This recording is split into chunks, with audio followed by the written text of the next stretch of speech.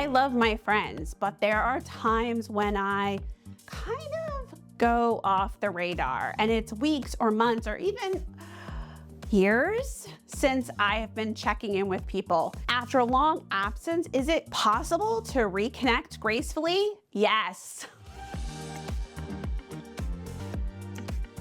Hi friends, I'm Caroline Maguire, and I'm here to talk about all things friendship and ADHD. Please like this video, subscribe to my channel, and share this video with someone who needs it. Often for those of us with ADHD, we lose touch, and then as time goes by, we feel like we cannot reconnect because we fear our friends feel ghosted, we're embarrassed, and we just don't feel like we know how to reconnect.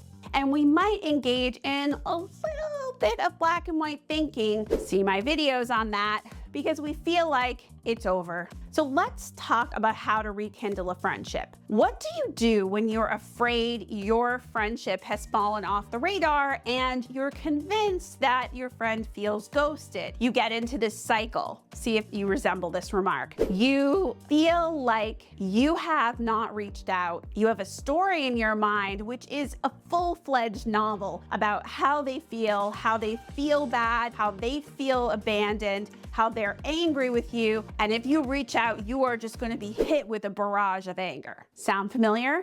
But there's no evidence for that. People with ADHD worry about maintaining relationships for a reason. Executive function, the management system of the brain, for us is often weak, and keeping up with people when friends are scattered all over, handling families, jobs, and managing priorities is tough. Not to mention the fact that sometimes we don't know time is passing, and we kind of have a tendency to think about things as out of sight, out of mind, and now and not now.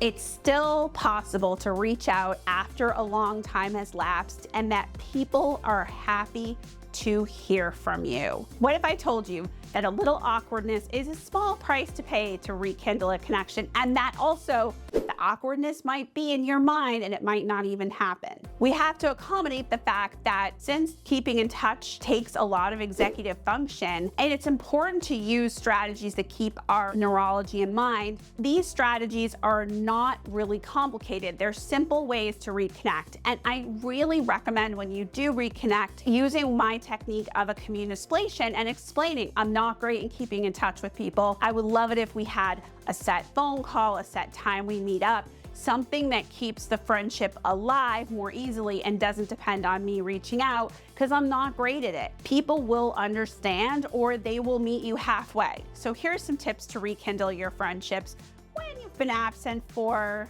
days, weeks, years. 1, reconnect and explain your struggle to keep in touch, telling them you mean so much to me and I'm sorry I struggle to keep in touch. Share the struggle with them. Give them the opportunity to plan with you.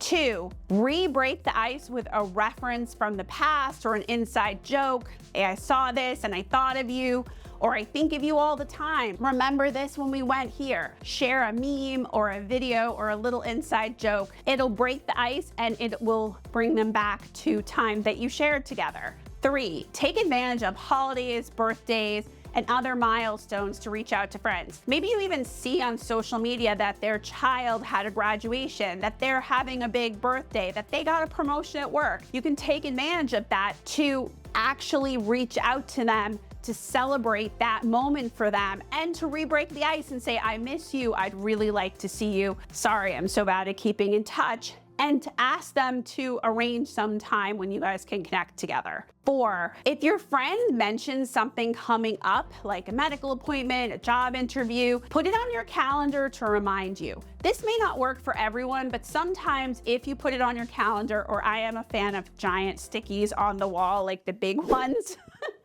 it will remind you to reach out and remember. I know this is something that's really tough on our working memory, and some of you may be like, Caroline, You are cuckoo for Cocoa Puffs. I cannot do that, but I do find the giant stickies do help me remember. 5, return to common ground and remind them of that common ground. Maybe celebrate a shared love of music, an outdoor concert, something that you all did together. Offer to meet up at a playground with your kids, go for coffee and bagels like you used to.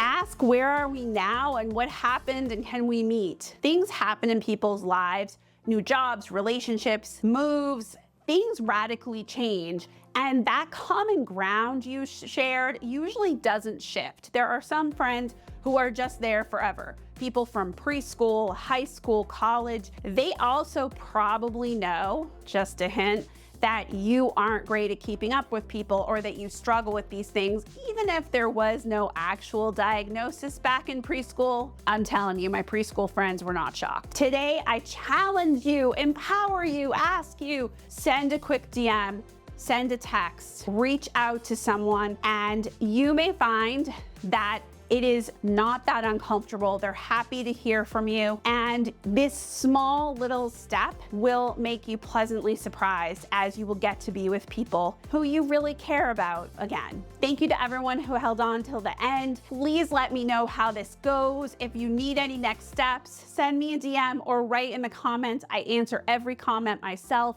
and I will respond. Bye, friends.